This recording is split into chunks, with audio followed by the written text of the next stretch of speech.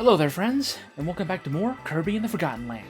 Last time, we began exploring the Wondaria ruins, and finished out the stages Welcome to Wondaria and Circuit Speedway. This time, we're going to check out the first 3 treasure roads opened up here, and the invasion at the House of Horrors. First up on the list is the Hammer Treasure. Whack Attack, Hammer Trial. You have to beat this one in 1:20. This is our first introduction, I believe, to a repeat treasure road, as we've already had, technically, a Hammer Trial. There are some repeats throughout the game. There aren't many, but there are some.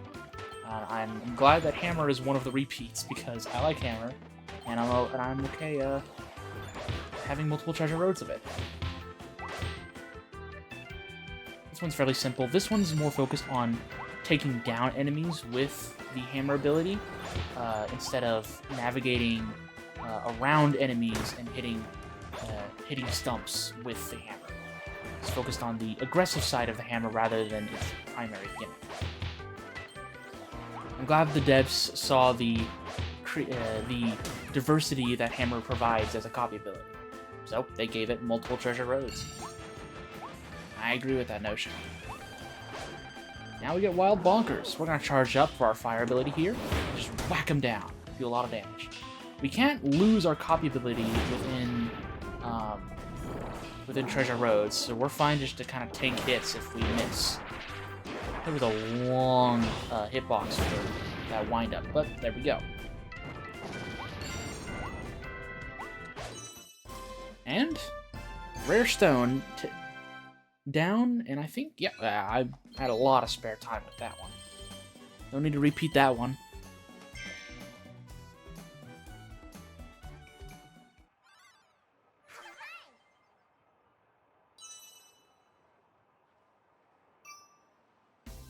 Alright, next on the list is the Cutter Treasure. Line them up, toss and return.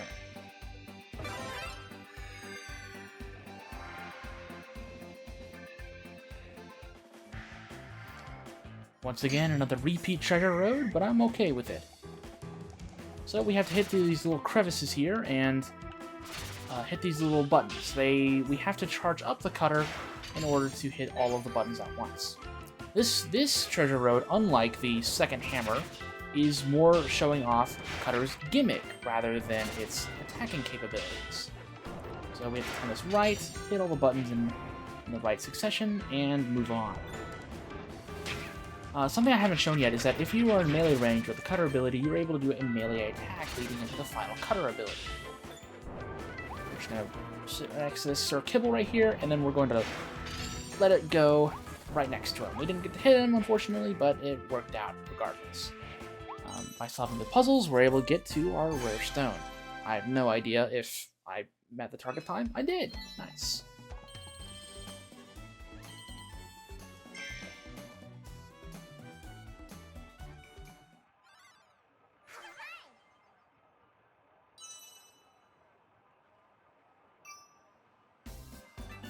And last up on our list is the Fire Treasure Road. Burn over the belts, conveyor dash. 45 seconds for this one.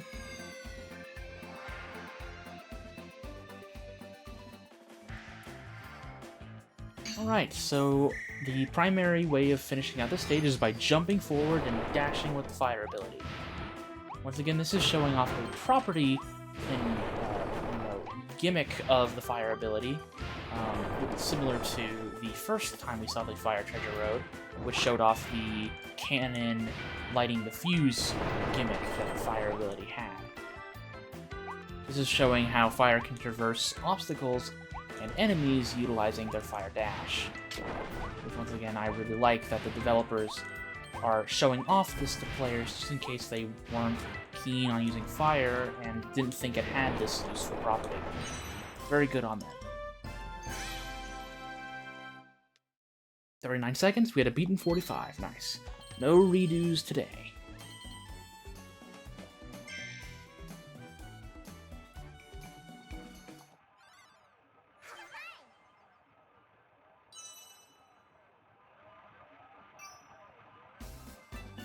And with those 3 treasure roads down and out, all we have left to do is to play Invasion at the House of Horrors.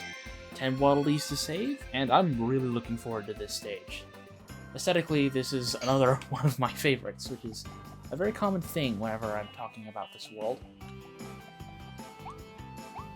So let's just head into the House of Horrors. It's always one of my favorite things at carnivals, is kind of like either the House of Horrors, like a scary attraction, or like the House of Mirrors, where you have to navigate a huge maze of mirrors. And, ooh! These guys right here, they are called the Surprise Alien Boards, which is a very fitting name. They just kind of pop out and attack you if you are standing too close whenever they show up. They are fairly impervious to damage unless we use a special copy ability, so just stand your ground and wait for them to go away. Those little ghost guys right there, those are Phantas. They float around and try to attack you. Those guys on the ground right there are called Spook Steps. They track your movements and try to attack you from melee range. Got lots of new enemies here. Not you, the Oribu, or the Circable up there. Oh, 2 surprise boards and some Phantas. Let's avoid them and move forward. And we acquire a new mouthful mode, Lightbulb Mouth, which again is one of my favorites because of just the way the Kirby walks. I love his little waddle steps. It's very, very cute. And this stage's primary gimmick is the glow-in-the-dark segments. We have to light up the path with Lightbulb Mouthful mode in order to see where exactly we're going. And of course, there are surprise alien boards around every corner waiting to spook us and deal damage. One thing I want to point out in this segment right here is the music. I'll go ahead and play the music for you a little bit here, just so you can kind of get an idea of its kind of spooky element.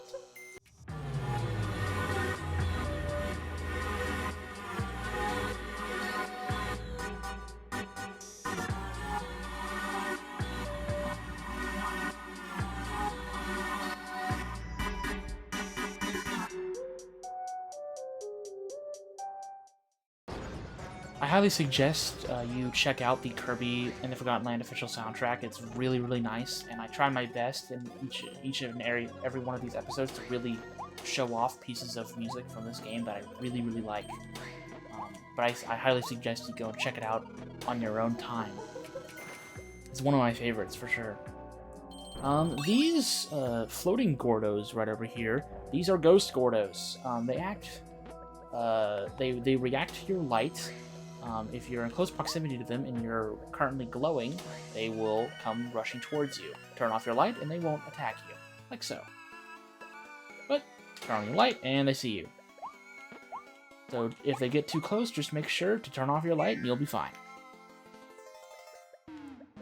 And we reached a puzzle room. So I'm gonna swap over to Shotgun Cutter. And so we've gotta hit this box here whenever it's lit up with the Waddle Dee. So what I'm gonna do is similar to what we saw in the Treasure Road. I'm just gonna launch one Chakram out in here, and then I'm gonna stand right next to the box on this side. Wait for it to switch to the Waddle Dee. Oh. Okay, so that is something to note. There is no infinite charge time on the Chakrams or just cutters in general. When it comes to their charge attack, there's a certain time limit, so you can't just sit there and just wait. So I'm just gonna release it now, and there's a Waddle Dee. Oh, I already missed one. Crap. Man, I am not on my game today. It looks like. Don't be afraid if you walk out without your mouthful mode. There will be a light bulb just chilling here waiting for you whenever you walk out of the secret room. So we have to rush up these stairs so we don't fall off. And let's grab this real quick.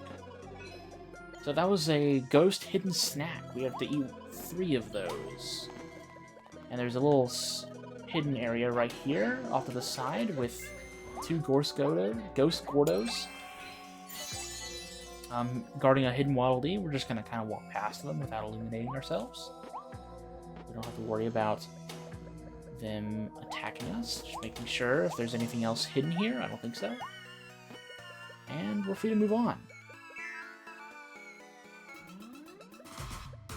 Okay, so it looks like we have to get rid of the light bulb there, and we have to move on foot for now. I'm going to immediately drop Chakram for fire, because I like fire more. Down that, Spook Step, and we're at a bit of a dilemma here. If we go to the left, it looks like we can continue forward, but if we go to the right, we get a treasure chest. So let's do that. Oh, it's a fake wall. But no worries, Kirby can guard the fake walls anyways, so without taking any damage. So if you screw up and you fall for that trap, don't worry, just push the guard button and we'll be fine. Oh, once again, we have a nice ladder here. Oh no, it's a fake door, of course. Figuring out which one is real and which one is fake is fairly easy. Oh, hey, bomber right there. Figuring it out is fairly simple. It's just a matter of just looking at the images closely, like this. Let's check out... oh, we're just swarmed by enemies here. Let's just take them all down here. There's the second of the hidden snacks. I believe that's actually the 3rd and final one. I just missed one earlier. I'm going to take these spook steps. So they're not chasing me. And there's a hidden coin down here. Let's grab that. Oh, it leads to another path. I completely forgot about this. Oh, yeah. So for finding this hidden path, we get the Time Crash blueprint. So even Crash, which is a one-time use ability, has an upgrade. Which, I mean, how can you improve on a screen nuke ability? But to show off which one is the real and which one is the fake, you can kind of see how the right path is moving along with the camera. So you know that this one is the real path. But just for fun, what's over here? Can't dodge through it, unfortunately, but there is a mouthful mode here with a vending mouth. Jump across, and now it's time for us to take down these surprise alien boards. The apparently Coke cans from a vending machine is strong enough to take down these surprise alien boards whenever a fire ability, something that can burn it down, cannot. I tend not to question video game logic, but this one seems to be stretching. For this segment, just kind of mash down on the buttons on the vending machine. You have more than enough soda cans to take down all of these boards. Hold to the left here because there's a Waddle Dee here. And grab it. Destroy 13 alien boards as well, so that was good on us. And we of course need to come back for that extra Waddle Dee and our alien ghost food. Walking behind that platform gave us some money, which isn't bad, and that's the end of the stage.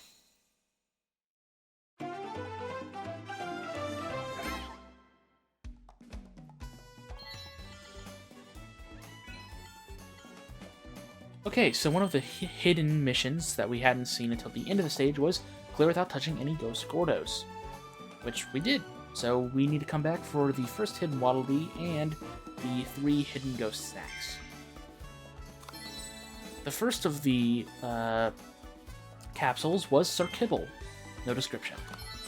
And Switch, no description. And Jab Hog. Charge those points up, then zing. Let 'em fly. Jab Hog is famous in the New World for its spiky spines. They were short and cute when it was young, but they eventually grew into dangerous needles. It'll jab anything that gets too close, so approach with caution. Alright, I'll see you back for those remaining objectives.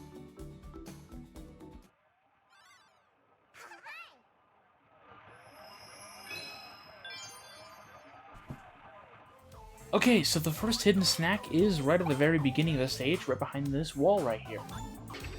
Right before exiting the first major area of the stage, turn to the right after those 2 surprise alien boards to find our first hidden Waddle Dee. Destroy the box right when it's facing the Waddle Dee, and get our first one.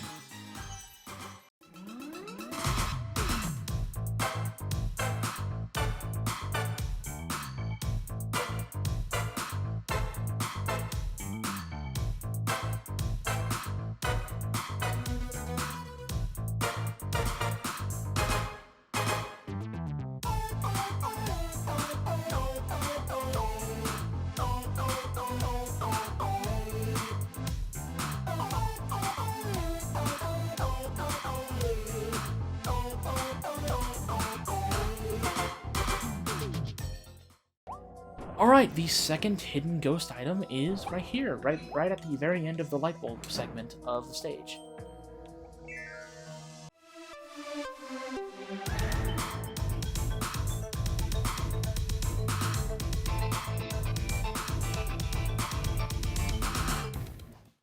And the third and final snack is right here where we were surrounded by all of these ghost enemies.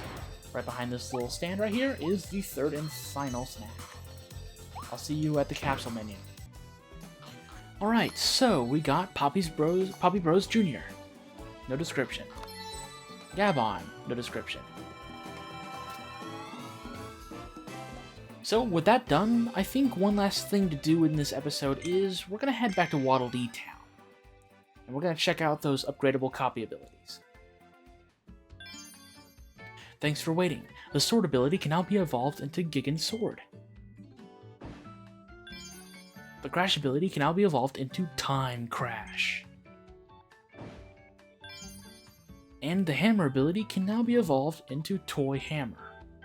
Alright, well, these are our 3 options, and we've got the currency to evolve all 3 of them, so I think that's what I'm going to do. So let's start with the Toy Hammer here. 2.5 power, 2.5 rapid fire, not a bad deal. Oh, look at his little helmet, it's so cute. I can't see this ability without thinking whenever Kirby uses it and slams down with his hammer that doesn't make the nice little squeaky sound, you know? Like the little... So, Toy Hammer is not that different from regular hammer. It's just a lot more rapid fire focused. You just constantly slam down on the opponents, and you just wail on them. I actually really like Toy Hammer, even if the hammer itself looks a lot less threatening than the huge wooden hammer. But overall, I actually really like this upgrade.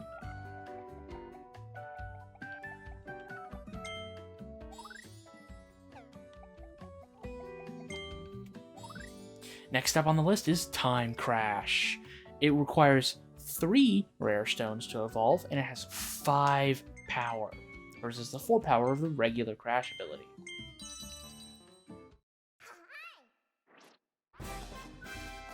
And we get probably my second favorite design for Kirby in this game.